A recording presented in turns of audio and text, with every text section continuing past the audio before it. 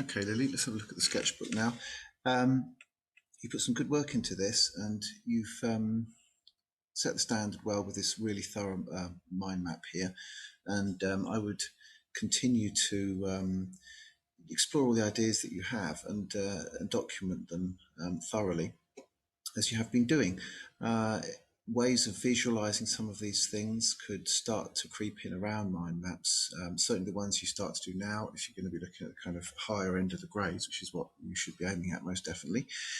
You can start to maybe put in points where you could think about how you might visualize some of the thoughts that you have. Early on, we've got a range of photographs, and it's good to see these blown up. And it definitely annotate some of them, I would suggest.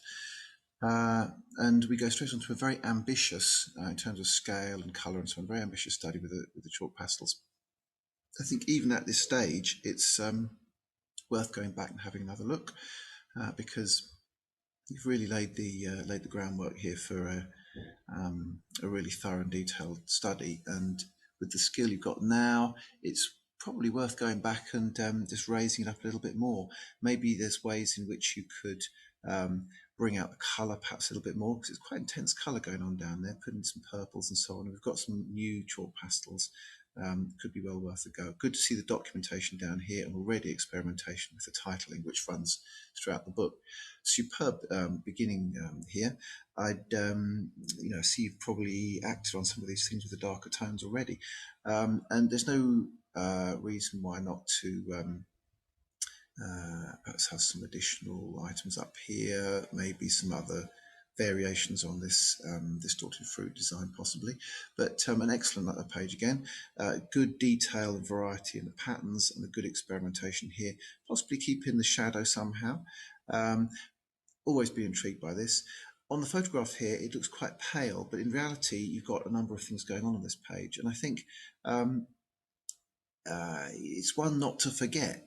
I'd look back at it and bear it in mind, and think of it when we look at the Sigma polka, and think of it when we do the print and so on. And the Muka stuff that you've been looking at now, it feels a little bit kind of like there's more to go with this one. So you've got some documentation here. Generally, documentation very thorough. Keep using the subject-specific language. Another experiment here. I feel like maybe you could do with some of the Mexican Day of the Dead. Some really good examples of it, possibly to reference. And there's some interesting things you're doing here as well in terms of the formal elements. Choosing the yellow outlines and choosing the particular colours and arrangements and so on. These are interesting things, and so although they haven't necessarily flourished into full, complete pieces that might give you the satisfaction you want, nonetheless they're really excellent starting points. Good to see mini mind map, and a thorough job again, ambitious in scale, excellent detail under here, close on the edges. Impressive little bit of work you've done there. Very good, and good experimentation on the titling. We've got the image, we've got the detailed analysis. Well done. Again, more detailed analysis and more examples. Really thorough. So monoprinting and lino printing. Again, I feel like that it didn't quite take off. We've had this discussion. Didn't quite take off in the way you wanted it to, and so I'm keen that we kind of really sort this one out. Not quite sure quite how to go about it. It's funny stuff, lino. Maybe doing the etching like you did later on could come in. I feel like you've got a really good lino print in you somewhere there, and we want to make it come out. All right, titling, there's some way of kind of bringing it out on a page when it's photographed like this. It's all similar sort of tone. Maybe there's a way of making it a little bit sharper, just make it some of it more bold, I think. Keith Arnott, and good responses. I mean, really well done. I'd get a number of photos. If you've got a whole batch of them, or you have the opportunity and you've got a camera, get a whole batch of them and do a fold-out page, and that could really be a substantial addition to this particular study. And likewise with the iPad. Now, it might seem like I'm saying, well, you haven't done this, you haven't done that, but it's not like that at all. You've really covered the things I've asked you to cover. I'm just thinking that they have so much potential, the things that you've done. And to look back over them and feel good about them and think, oh, yeah, well, maybe I could have a little go at developing this idea a bit further. Developing ideas, I think, is one thing that you really want to focus on this year, and seeing things through. You're doing it with the starting to with the Mucker project, seeing things through. I think that's the thing. It's AO1. It's developing stuff. You've certainly got imaginative ideas, and you've got perceptive and sustained investigations. I just push them on a little bit further. So that we can see them really come to light. I think the pages like this, we want to get over printing with something. I know you've done it with the blue shortly, with the Mucker prints, but I'd start to think about some way of developing these further. Again, good titling, some analysis. The mood of these, I think, is really key. I think you've got some interesting things going on with the mood. It might be that you could scan a little chunk of this and then blow it up and then work on it on paint or something like that, but it does need some kind of development. Again, very ambitious, really thorough, well done. I mean, really, really well done on this one. Good detail, good mini mind map, good write-up. And nice to see you've really had a crack at the Sigma polka. This is really going to annoy you. E, I think it's an E on the end there, but brilliant title, maybe modify it to an E. Thoughts about his work, possibly other examples. Yeah, that's a mind map that's more kind of visual. I like the 3D stuff on it very much. I'm starting to feel like it's connecting up. Yeah, again, interesting you chose this one. I'd some little analysis maybe. Always useful to watch your edges on it, unless you actually want to change the edges at all. On the previous page, it's quite blank. Maybe you could trim this and re-stick it on a fresh page. I think that would look good if you sharpened it up. And again, maybe mini mind map. What else could you do with this? This is another kind of whole bunch of ideas that could be taking shape there. Okay, perspective. Good to see all those finished. We need to get a photograph of this. I think everyone does, but you've done a really good job of taking that on board and working out how it works. We'll have time to get this one finished. I would get this one finished. Excellent job on the colour. Really well done. And these are terrific pages. I think very fiddly getting that done. It might be worth. I think it would be worth. It would be delightful if you managed to just finish a chunk of this off. Really close those little gaps up and sharpen those lines. Maybe choose. Yeah, you've chosen some there. Maybe. Yeah, let's move on. Again, a study like this, you don't have to have the whole thing entirely finished. I'd move it on a little bit more than it is, but you don't have to have the whole thing entirely finished. It's like kind of what are you going to do with it? Where are you going to go with it? What do you think about it? Yeah, lovely job. Useful looking at it on the monitor again, because it kind of shows up the contrast and so on. But I think you've done a really excellent job and really put the time in. Well done. We get a little bit about who this is, and perhaps making note that it's a block print, so not too different from the lino print in terms of technique, but they're just carving into wood.